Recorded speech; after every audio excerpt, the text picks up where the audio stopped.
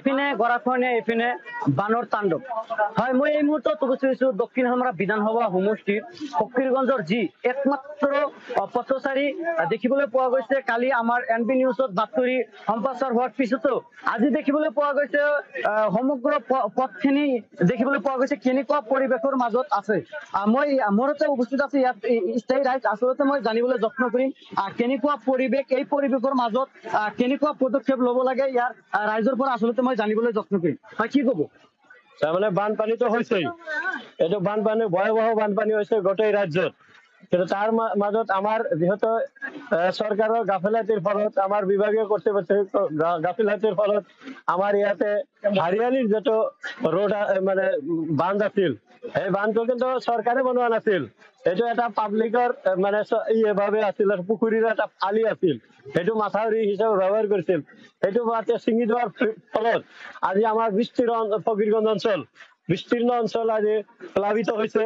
বহুতৰ ঘৰত পানী সোমাই গৈছে, ঘৰত মানে গৰু ছাগলী সেইবিলাক ৰাখিব পৰা অৱস্থা নোহোৱা হৈছে। এনেকুৱা পৰিস্থিতি হৈছে যে বহুতৰ ঘৰ বাৰী ভাঙি গৈ আছে। সেই ঘৰ বাৰী বিলাক মানে এটা ঠাইৰ পৰা স্থানান্তৰ কৰাৰ কাৰণে চৰকাৰী যে মানে এটা উদ্ধাৰ কাৰ্য চলোৱাৰ যে দায়িত্ব গ্ৰহণ কৰা, সেইটো নাই। আৰু আমি এতিয়া আপোনালোকৰ মিডিয়াৰ জৰিয়তে এটা চৰকাৰৰ দাবী জনাইছো, যিহেতু বানপানী হৈ গৈছে, বহুত ঠাইত ভাঙি গৈছে, তেওঁলোকৰ কাৰণে মানে বহুতৰ ঘৰত পানী সোমাই গৈছে। তাৰ কাৰণে কেম্পৰ কাৰণে যে তিৰফলৰ ব্যৱস্থা কৰা, ব্যাপক হাৰে সাপ্লাই দিব লাগে। বিশুদ্ধ খোৱা পানীৰ দৰকাৰ, বিশুদ্ধ খোৱা পানীৰ ব্যৱস্থা কৰিব লাগে। তাৰ লগতে টয়লেটৰ ব্যৱস্থা কৰিব লাগে। আৰু বিশেষকৈ এই অঞ্চলৰ মানে পশু খাদ্য যিটো মানে মানে সেইটো সাপ্লাই দিয়াৰ ব্যৱস্থা কৰিব লাগে ইমিডিয়েট চৰকাৰৰ ফালৰ পৰা। কাৰণ আমি জানো বানপানী আহিলে মানুহৰ দুৰৱস্থা হয়। আৰু আমাৰ এই দক্ষিণ পাৰত প্ৰতি বছৰ হাজাৰ হাজাৰ বিঘা মাটি ভাঙি দুখীয়া মানুহ বিলাক ইয়াৰ পৰা বহুত দূৰত যাব নোৱাৰি সেইফালে কোচবাৰী যোৱা বছৰ ভাঙিছে, তেওঁলোকে ভিতৰত সোমাইছে। তেনেকুৱা বিস্তীৰ্ণ অঞ্চলৰ মানুহ ঘৰ বাৰী ভাঙি এই অঞ্চলতে সোমাই আছে।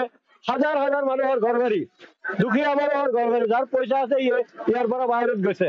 এই মানুহ বিলাকে ইয়াৰ পৰা যদি বাহিৰত যায়, যদি কোনোবাই যদি বৰপেটা ডিষ্ট্ৰিক্ট বা বিভিন্ন ডিষ্ট্ৰিক্টত যায়, তেনেহলে অন্যান্য গোৱালপাৰা ডিষ্ট্ৰিক্টত গ'লে তেওঁলোকক বাংলাদেশী হিচাপে মানে সন্দেহভাজন কৰি তেওঁলোকৰ ওপৰত হেৰাচমেণ্ট কৰে। আমাৰ মানুহ বাধ্য হৈ নদী ভাঙিলে ইয়াতে সোমাই গৈছে। চান্দিৱাৰা, ৰাৱাৰচলা, বিভিন্ন ললেণ্ডত সেইবিলাক ঘৰত এতিয়া বহুত পানীয়ে তেওঁলোকৰ এতিয়া থকাৰ ঠাই নাই, ওখ ঠাই নাই। আগত প্লাটফৰ্ম কিছুমান আছিল, সেইবিলাকো নাই। আমি স্কুল বিলাক যে ওখ ঠাইত যদি থাকিলে হয়তো স্কুলত গৈ মানুহে থাকিব পাৰিলেহেঁতেন। তাৰ কাৰণে যে আমাৰ বিভাগীয় কৰ্তৃপক্ষ, আমাৰ অঞ্চলৰ যে সমষ্টিৰ বিধায়ক তেখেতে উপস্থিত হ'ব লাগিছিল। এনেকুৱা পৰিস্থিতিত আজি হাজাৰ হাজাৰ মানুহ এইফালে চাওক, হাজাৰ হাজাৰ মানুহ এইটো মানে চাই আছে